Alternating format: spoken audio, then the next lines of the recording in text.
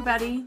Welcome to another episode of Thunder Thighs and Bedroom Eyes, aka the podcast formerly known as Fat and Fucked. My name is Susie Hooker. I'm joined by my fabulous co-host, Dr. Krista Knauber, and we are grateful that you're here for another episode of our Chaos Podcasting. Glad to be here again in the stewed with you. The virtual stewed. The virtual stewed, yes. It is a dream that I have had in the past of having like an actual studio that is not someone else's Bobo Dudio is what they called it. I don't even care if Justin hears this. Like, that is a bad name for a studio. Bruh. But anyway. The Dudio. The Dudio. I mean, it's creative, but it's one of those things that you're like, Dudio, ha ha ha. And then you move on and think of something better because there are implications there that, I don't know. We talked about at the very beginning what the Dudio was like, I think. Right? We did. I think we recorded our first five episodes at the Dudio. Yeah, it was aptly named the Dudio, just in the sense of it looked like it was set up by and for a bunch of cisgender heterosexual men. Yeah, that was not our space. Those were not our people. But not our space, not our people. Anywho. Well, Suze, this is actually your idea, but I'm going to play it off as mine as I transition into our topic for the day. When I say bouncing the bearded clam, what comes to mind, Susie? Well, using my context clues. My son tells me, he's like, use your context clues, Mom, when he's having an attitude. I have heard the phrase bearded clam before. In what context? What's that? In what context have you heard it? The vagine. The bearded clam. The vagine. So I'm going to guess bouncing the bearded clam is alluding to masturbation. What other terms have you heard of when thinking about masturbation or self-pleasure? Let's see. I think one of my all-time favorites is flicking the bean. I really like that one. Have you ever seen or heard the song "Eat the Cheese, Flick the Bean"? No, but Instagram? I feel like that's my new favorite song. Unless it's by like Kid Rock or something. It's not Kid Rock. It's some British woman that I follow, and she does this video. I think she might be wearing workout gear, and she's talking about eat the cheese, flick the bean. I think I love her. I think that maybe I'm going to write that down somewhere.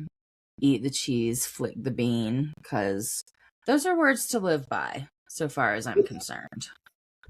It's my motto. What is your motto, Susie? Eat the cheese, flick the bean. Yeah, so far as life mottos go, I've heard a lot worse. Yeah. I mean, like live, laugh, love, boo. Eat the cheese, flick the bean, fuck yeah.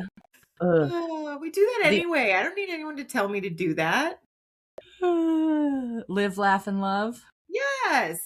I know. The only instance that I find live, laugh, love acceptable is when some brilliant soul on Instagram paired that with for each word there's a different animation cell with He-Man and Skeletor. Only live, laugh, love I'm interested in. He-Man and Skeletor. That's hilarious. It is. We are going to talk about masturbation, self-pleasure today, because for a podcast that talks about sex, for us not to have really devoted much time and energy to that, it's not right. Slipping on that game, I know.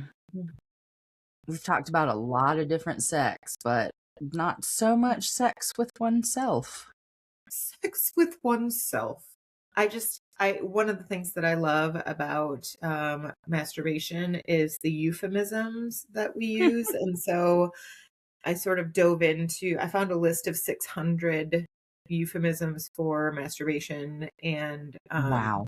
about 15% were delightful. Okay. The rest were snoozeworthy.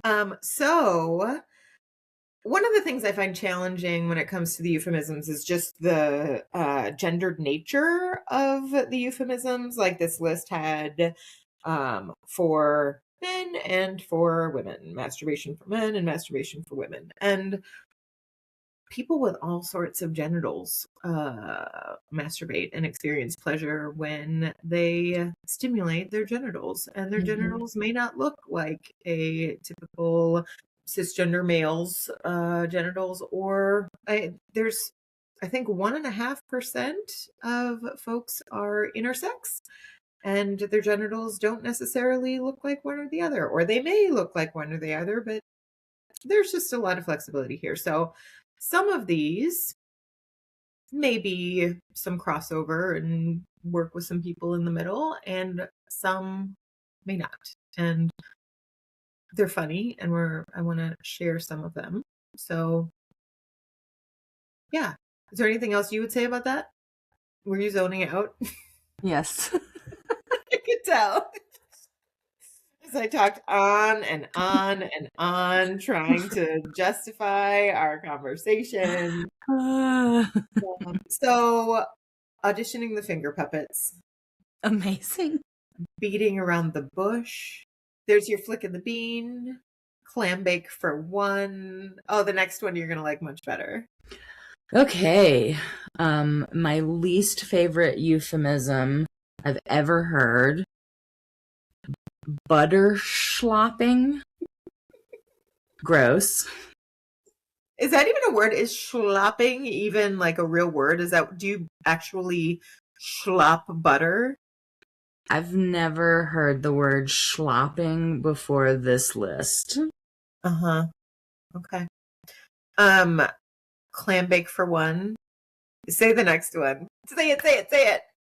Clam Twiddlin Jamboree. I like that one. Me too.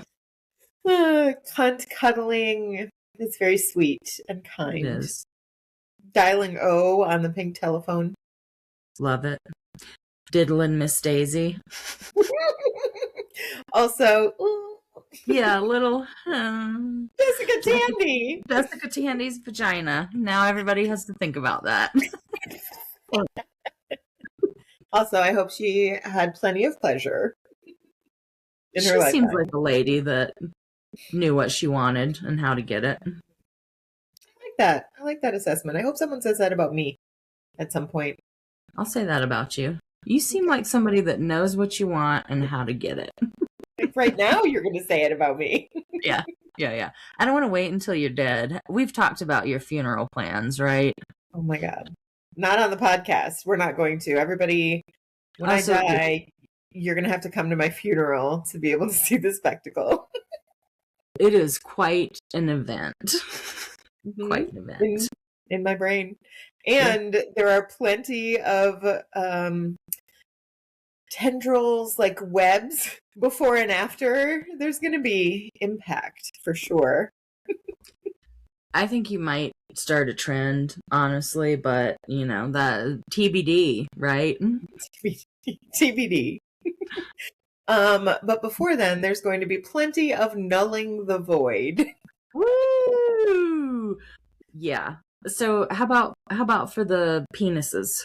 What do we got? How about, you know what, that sentence? How about for the penises?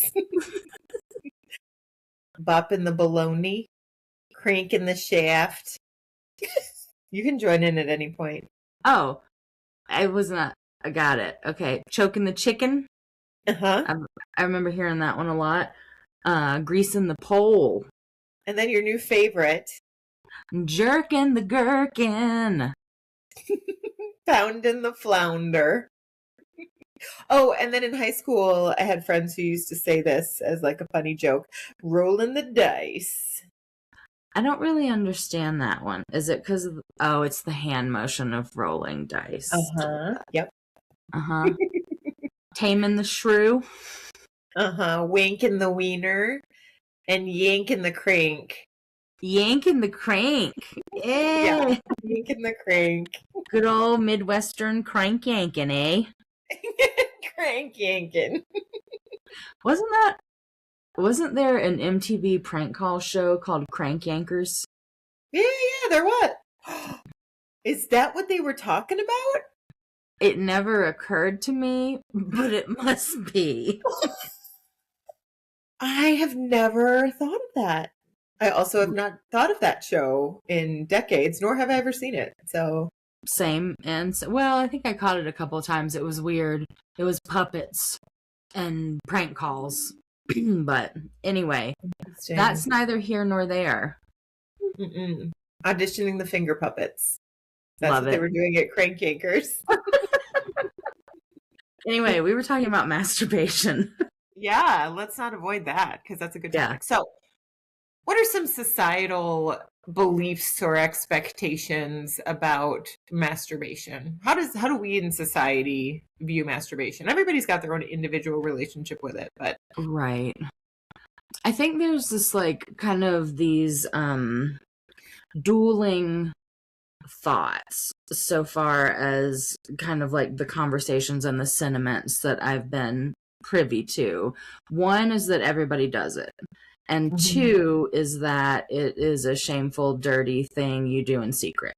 So there's that kind of like weird dual tension around masturbation that is kind of, I guess that was maybe a point of view that like I developed as a much younger person.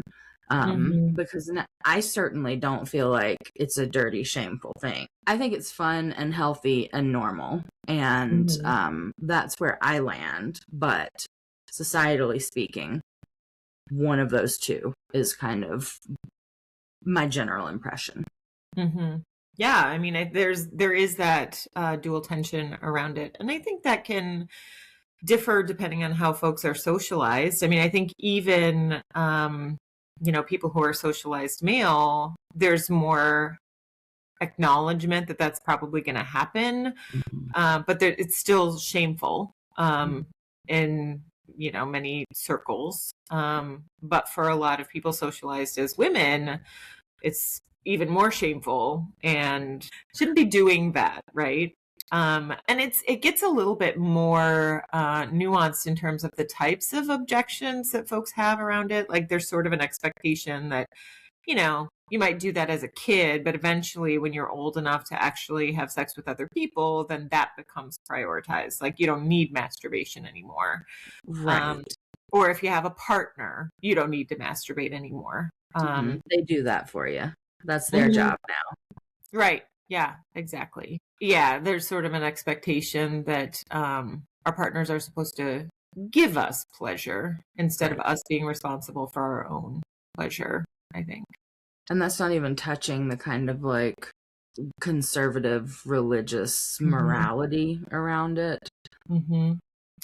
Like there's the whole, I mean, there are some Bible stories that I may or may not be able to talk about in any sort of educated sense that sort of talk about spilling seed and that being a problem. And so they interpret that to mean that masturbation is a problem if you spill your seed without trying to impregnate somebody else. And there's different interpretations of that. Like that particular story, it may not be the sin that happened in that moment. It may actually be that person not following God's directions in terms of what they were supposed to do, not necessarily the spilling seed. This that's sort of, for a lot of conservative Christians in particular, that sort of highlights this why masturbation is seen as a problem. If your mentality is that sex is for procreation alone, if you are somebody with a penis and you ejaculate, that ejaculate is supposed to impregnate. There's a reason for that. It's supposed to impregnate someone and make more little people. And if you don't do that, then you're missing out on why you're supposed to be ejaculating. Because God forbid pleasure for pleasure's sake Yes. be part of a sacred life. We've had that conversation before about how pleasure is not something that we're allowed to strive for. We're not allowed to feel good. And I'm sorry, it doesn't feel much better than orgasms for most people. So I'm gonna call bullshit on all that old thinking about yeah.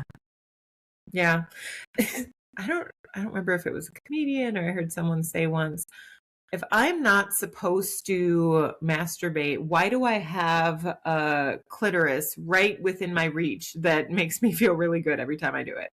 Right. And if I'm not, correct me if I'm wrong here, but I feel like I have read somewhere about how the clitoris is the only body part of any gender whose only purpose is pleasure. Is that correct? I think I've heard that. Yeah.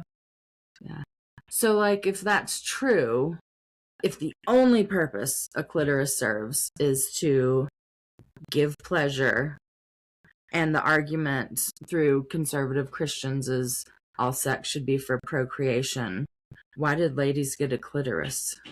No, why did femmes? Why are clitorises? I'm off my game today. Well, this is when we're talking about specific body parts and trying to not be binary about it, it's a hard thing to do anyway. But anyway. Why do clitorises exist? If we want to, talk about the rules of masturbation through quote unquote God's eyes, because it's really just man's interpretation, why would a clitoris even exist if we weren't supposed to employ it for pleasure? Yeah, exactly. So anyway, but I think this conversation sort of highlights all of the, I won't even say controversy, but restricted thinking around self-pleasure. And, there's a lot of pathologizing it and making it a problem. And it's something that's so simple. It's like, my body feels good when I do this. And now there's all these restrictions around whether I'm allowed to do that or not. And I'm sorry, I like to decide for myself whether or not I get to how I touch my body. Absolutely. Body autonomy. Yeah, exactly. So I mean, I'm just thinking about just the idea of like God watching everything and God watching if you masturbate. And it reminded me of that cross stitch pattern that I have that I'm going to work on. And it's got Jesus peeking around the corner and it says, I saw that. Yeah. Yeah. I think that is, I mean, the arrogance of humanity thinking that like we could, if there was a God watching us, that we might be important enough while masturbating to have an audience with Jesus. Like, no. So anyway, I think well, I do hope that we are able to communicate today that masturbation is healthy and there's a lot of benefits of masturbating. I think just as a sex therapist, acknowledging that, people who masturbate know their bodies in a way that people who don't do not. And they are then able to take that information into a sexual encounter with partners and be able to describe what feels good to them and communicate how they want to be touched and advocate for their own pleasure. And so not only are you having pleasure on your own, you're then able to experience more pleasure in a sexual context because it's a body learning thing, and you can learn new things about your body throughout your life if you're willing to experiment and try new things. And masturbation's a great low pressure way to do that, Low pressure. Low pressure, less pressure. I do know. So, are there any kind of unique considerations about masturbating in a fat body that we could talk about. Do it. Amen. Heard. Noted. But totally. I mean, think about, there can be accessibility issues for sure when it comes to masturbation.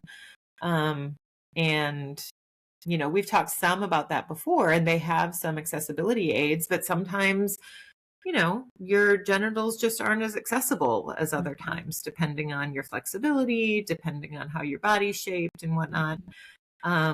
And so, you know, being able to reframe, like, if there are accessibility issues, reframe it away from, I guess I can't do that, to how do I make this possible for myself? Because there are extenders out there. There are things that help people to be able to access their genitals when it can be difficult without anything. I also, I heard from someone once, they were sort of asking me, and it almost seemed in sort of a leading sort of way, whether or not orgasms and sensations during intimacy or masturbation change or decrease, like, are less adequate when one gains weight. And this person was saying that was their experience, that as they gained weight, it didn't seem like they were saying physically there's more tissue surrounding my genitals, and therefore I have to dig in a little bit further. It seemed like they were saying, what's that? Go spelunking. Go spelunking. It seemed like they were saying that they, like, it fundamentally didn't feel as good when they gained weight. And I had never heard that from anybody. That's certainly not been the experience of myself or people close to me that I've talked about this stuff with. And so seems like, I don't know if that's, I could be psychosomatic. I mean, it sounds a little bit like, you know, some internalized fat phobia intermingling with potentially sexual shame kind of stuff. I don't really know. But if any of you have experienced that, I'd love to hear about your experience. But in general, fat people should be able to access pleasure just as well as anybody else. There's no reason that I'm aware of that should be a problem once you figure out what works for your body. And I think what works for your body, I mean, that's the fun part, because there's all sorts of different kinds of, there's lots of different ways to masturbate. You don't say. Yeah. And so sometimes you're just in the mood for going back to your roots and using your hand. And sometimes you're in the mood for some sort of different sensation, like vibrations, or what is the technical term for, like, the sucking? There's those sucking toys now. Oh yeah. Toys that suck. Vacuum toys. Is that, it's an air pulse? Is it air? Yeah. I mean, it can be air pulse, right? But aren't there some that just suck, or do they all do? I don't know. Let me do some research on that, and I'll get back to you. There's that. And then I think, you know, for people with the shaft, there's the fleshlights and canister kinds of toys that you can lube up and stimulates too, but simulates intercourse, which can be nice for folks. And using lube, not using lube, you know, there's lots of ways to experiment. I guess one thing that I could add is that when I went through, like, my most intense periods of weight cycling, where, you know, I was losing significant amounts of weight, when I was smaller and getting a lot more attention from men in particular. I am not a gold star lesbian. Always maintain that 93%. And I definitely was, I don't even know if I could really say I was like enjoying the male attention, but it was a new experience for me. I can say with 100% certainty my orgasms were not better when I was in a smaller body. If they happened at all, they felt like they were for somebody else. And so when the inevitable happened and I rebounded back into my larger body, I remember the shame that I was feeling around the rebound kind of shut me down sexually for a while. And after I had been at once I got back to my set point, basically, that is the weight that my body returns to over and over and over again. After a while, I got to a place where it was like, no, like springtime still affects me. Like I still got these feelings, but I didn't have it in me to go out and, try and meet somebody, get on the apps or whatever. And so I did basically like a little getting to know myself challenge and getting to know you, getting to know all about you. Indeed.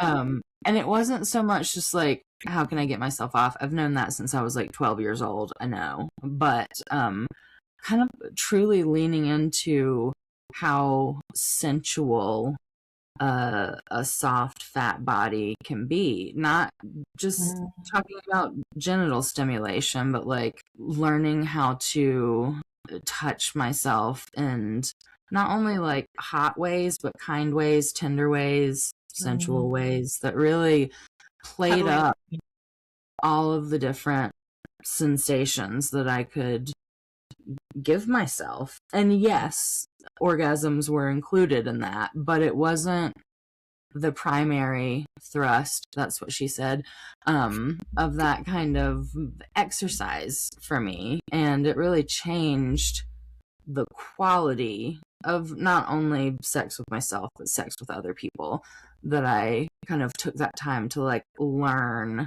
how I liked my body to be touched. So what I hear you saying is that self-pleasure can be transformative. Ding, ding. That's incredible. I love that story. Thank you for sharing that. Yeah, it's a little bit awkward to talk about masturbation to who knows out there on the internet, but kind of as we started this conversation, I do believe everybody does it. Ain't no shame, so. Well, I hope that whoever's listening is also masturbating. I would prefer it if maybe they weren't masturbating while they were listening to the Also, podcast. we can't control that, But Susie. you know what? We are. Yep. We're putting it out there. People are going to do with it what they will. That's right. That is right. This content is not intended to be sexual, and also different strokes for different folks, right? I mean, we have nice voices. Sometimes that's all it takes. A nice voice talking about sexy things. Yeah, I think that's just beautiful. I also want to acknowledge there's a specific to vibrators. I have heard a sort of a belief that's sort of an anti-vibrator, sex negative kind of belief around that I just want to make sure that people know what we're talking about here, what's true and what's not. So some people talk about how vibrators desensitize you to other types of stimulation. And the implication, have you heard that before, Suze? Oh, yeah. Oh, yeah. I was actually horrified when I was at a NC SexCon, and there was a panel presentation, and somebody up on the panel was actually reinforcing that idea. No. Like, of course you're desensitizing it but I mean, if I approach this person with compassion, I think that they just weren't acknowledging the nuance of the situation. So I'm just going to say it, vibrators will not physically desensitize you to other types of stimulation, so that you can only use a vibrator once you start using a vibrator. I think there are a couple nuances to that. Number one, I think sometimes people who use vibrators can experience overstimulation in the moment, where maybe the vibration's too intense before they orgasm, and then it just becomes too much and they have to take a break and settle down a little bit before they start again. And so, doing sort of a nice gradual ramp up can be helpful with that, to decrease the likelihood of becoming overly sensitive in the moment, which is different from desensitization. The other thing is differentiating between desensitization and habituation. So desensitization is the physical changes that might happen in your nerve endings that make it so that you are only able to now experience somehow your nerve endings in your genitals have changed because you've used your vibrator too much, and now you can only use your vibrator to masturbate. And anytime you try to use any other type of stimulation, it doesn't work because you've desensitized your genitals to other types of stimulation. And the thing I want to acknowledge is that is not a physical thing that is happening. That is a 100% mental thing that is happening. And it is called habituation. It is not desensitization. And Explain the difference, huh? Explain that.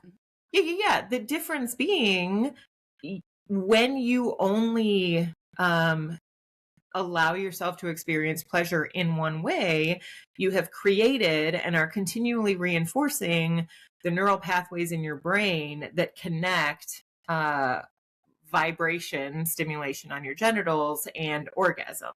And so the more you do that, the faster that connection runs and the easier it is. And that becomes how you orgasm. That's your only way that you orgasm, if that's the way that you have sort of mentally conditioned your brain to respond, if that's the stimulation. And I see that all the time as a sex therapist with people who condition themselves to, I only use pornography to masturbate, and therefore I can't masturbate. I don't get aroused without looking at pornography. Well, pornography is very hyperstimulating. And so if we're going back to, I'm just in a dark room touching myself, there's not as much stimulation there. And so it can feel like I'm not getting enough stimulation, and now I'm reliant on pornography forever, or I'm reliant on my vibrator forever because it's not as stimulating to do other things. But it's really just a matter of reconditioning. And that can take a little bit of time. Go ahead. I was just going to ask, like, for people that find themselves in this cycle of habituation with a vibrator or a fleshlight or pornography, like, how do you kind of, I don't want to say walk that back necessarily, but how do you kind of start dehabituating? Well, and I don't think that I would frame it that way. I don't think I would try to dehabituate, like decrease the association between orgasm and vibrations and orgasm, or porn and whatever. I would simply start trying to increase, creating new neural pathways. Right. So this can be done. I mean, it can be helpful sometimes, and I don't always tell people to do this, but if this works for them, to take a little bit of a break, clean the slate a little bit, even 2 weeks of not masturbating, not getting off, that sort of increases some of that sexual energy, and then may make it easier to engage in masturbation in a different way, with more of a more likely to end in orgasm because there's more built up sexual energy. But that's not required. I mean, something as simple as the next time I masturbate, I'm going to try using a different type of stimulation. I'm going to just try using my hand. I'm going to try using some more mindfulness strategies where, I'm taking my time. I'm focusing on the pleasant sensations that are happening in my genitals, even if they aren't the intense kind that I can feel are really leading to orgasm. They still feel good. And when we notice those things, they tend to build on themselves and increase. And so, and if it doesn't result in orgasm that time, that's okay. That's just, I bet it still feels good and it can still be relaxing. And so, trying it again and again and again and working on creating, reinforcing those new neural pathways. And so it doesn't have to be stressful. It doesn't have to be shameful. It doesn't have to be like, it's just that's how your brain learns. And so integrating some new things, can be nice. And it doesn't mean you can never use your vibrator again. But it can be nice to, I don't know, just experience different types of stimulation that can also be pleasurable, in different contexts. So. Okay. That makes sense. I like the notion of being able to build, I like the notion that we're able to continually build new neural pathways, just like as a holistic concept. I love it. Applied to this particular conversation, fantastic. I've definitely empowering too, right? Because we're not stuck. We're not like, oh, now I have to use my vibrator forever every time I have sex. Oh, first of all, great. Go ahead and use your vibrator every time you have sex. And also, if there are things that you would like to do sans vibrator, there are ways to do that, and that's empowering. It's not, you're not stuck. Before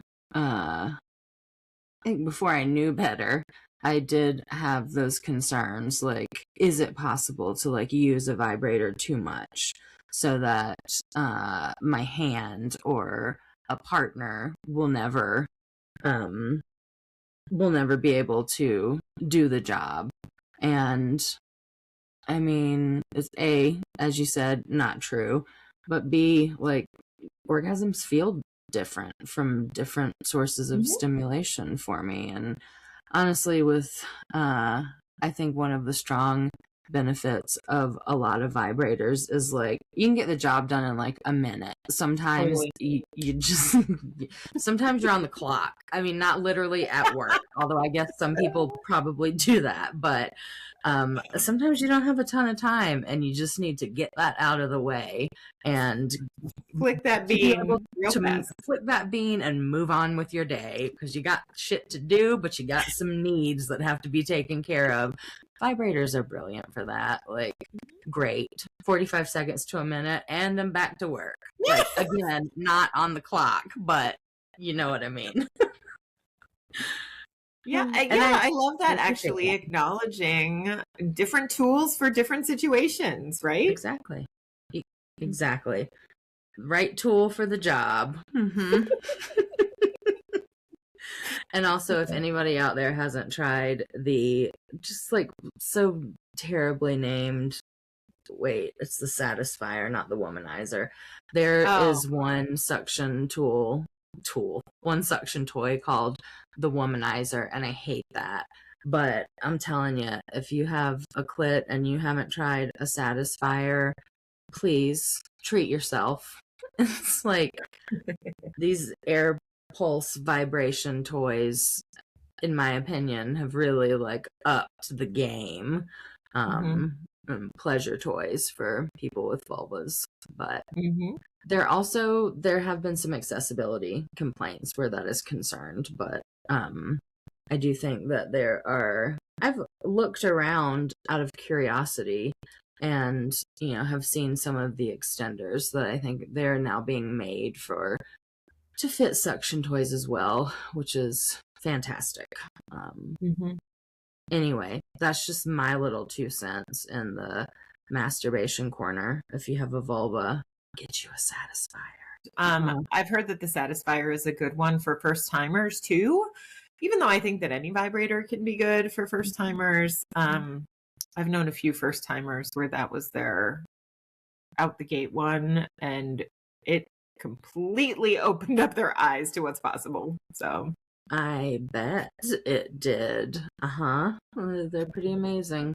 I was having a conversation with someone who I can't remember who it was at this point, and they were a first timer with vibrators. This was, I think, in my early 30s, and one of my friends was like, I finally got a vibrator, and was like, girl, how have you lived this long? And she was like, I had an electric toothbrush, one of those things. And she went out, I think because of Sex in the City, and got one of those rabbit vibes dildos, whatever. And those were fun. Like, they certainly had a heyday and got established for a reason. But when she got it home and took it out of the package, she was just like, what am I supposed to do with this large machine? You know, there's so many moving parts and pieces and cords, and I imagine it can be really overwhelming. That does not feel like a starter toy for me. So I'm glad to hear that the suction tools are coming into that market. It's pretty straightforward, and there's not a lot of like parts and pieces sticking out or sticking in or whatever. So well, an interesting story. I remember when I was at my postdoc at it was the program in human sexuality then at University of Minnesota. I remember someone came and talked to us about this device that was designed for people with clitorises who had sexual dysfunction, maybe perimenopause, probably more menopause, when there was less lubrication being produced and the skin was thinning in the genital area, and That's all the kinds of things that people deal with as they age. And this device was a little suction that you put on the clitoris that pulled in blood to the genital area, and increased lubrication as a result. And lo and behold, it was pretty pleasurable for a lot of these people. And I have made the connection. I don't know if this is true, but it was after that I realized that the suction devices were sort of becoming more popular. And I wonder if some of that research and the development of that tool, that treatment tool, was actually a precursor to the sex toys that a lot of people appreciate now. Oh, ooh, that's cool. I like that it had a therapeutic value potentially, and then they were like, oh wait, this feels really extraordinary. Oh, this is good. I think more people might appreciate this. You know what that just brought to mind for me was when women used to be treated for quote unquote hysteria with the doctor either manually stimulating them or using these wild looking machines that you would never look at and be like, that goes on a pussy. But they would be treated for hysteria with orgasms. I mean, I heard that there was a really high compliance rate with treatment. Those ladies did not miss their appointments. I will see you next week. Same time, same place next week. Thanks, Doc. I'm actually listening to a podcast that was recommended. I think it's called Bad Therapist. And was it you? Yeah. Yeah. And I was just listening to that episode. There was a 2-episode series on hysteria, and it's fascinating. Really? And how therapists were treating it, and that's what made them the bad therapists? I mean, just the whole history of hysteria. It's a very sexist diagnosis, and these egotistical early psychiatrists, Freud, and I don't know that Freud did much of, I can't remember if Freud did much of that, but Janet comes to mind, and some other people that were like big in that world. That, there were some egos happening. There was probably some nefarious stuff. There were people making lots of money. There was probably some acting happening. There were shows where the doctors would bring people out, and they would have women out, and they would have hysterical fits and show off what hysteria looks like. It was It was not. I knew they were making lots of money on it. It was not a good, I mean, not a good overall thing. Not a great diagnosis either. Right. You didn't see men with hysteria diagnoses. No. So I wonder frequently if like most of the women I know at this point in life, in this world that we live in, back then would have been diagnosed with hysteria. They're mad, they've got things to say, they have needs, they have desires, and they're pissed about it. They're pissed about how the men have ruined this world, basically. So do I need to go to a doctor to be manually stimulated? Will that make everything better here? No, because you can do that yourself. Amen. Full circle. I don't need insurance to cover that. I got it. Got it covered. I think that I have got to go get some more coffee or some like meat in me. I need some protein. And I thought, after our conversation, that you need more meat in you. I do. I need more meat in me. So I think that I'm gonna call it, if that's okay with you. I mean, we had a perfect wrapped up ending, and then you had to go and talk about putting meat inside of you. So, I don't know. Maybe I'll edit that out to have a nice wrapped up ending about how I don't need insurance to cover my hysteria treatments. I'll take care of that. Thank you. I mean, that's good, but also, like, I don't know, Susie Hooker talking about needing meat inside of her feels, maybe we can just appreciate that. I don't know. It's up to you. We'll see. We'll see what makes it to air, as it were. 93%. 93%, fellas. There's not no chance. There's still a chance. So thanks for doing this today. Thanks for joining me in my masturbation excursion. No, that's not what we did. We had a discussion about masturbation. Definitely staying in. I love that though. I'm going to start, patent pending, trademark. I'm going to start at some point in my career doing masturbation excursions. I can't wait to hear how that's all going to be structured. Channeling Betty Dodson up in here. Is that going to be like everybody's going to look at their vagina or their vulva with a mirror? It's going to be more fun. Masturbate in a Betty big already circle. did all of that stuff. This needs to have a new, I mean, it's got the word excursion in it. So right. Does that mean like masturbating in a jungle? Sign me up. Maybe. I like it. I like it. Can't wait to hear more. All right. So listeners, stay tuned. You're going to have to keep listening to us ramble to each other for some years at least, so you can stay up to date on Dr. Krista's masturbation excursions. Thank you so much for joining us again. If you have any questions, comments, suggestions for topics, call-ins, you can either DM us on Instagram at ThunderThighsPod, or you can email us at fatfabfree@gmail.com.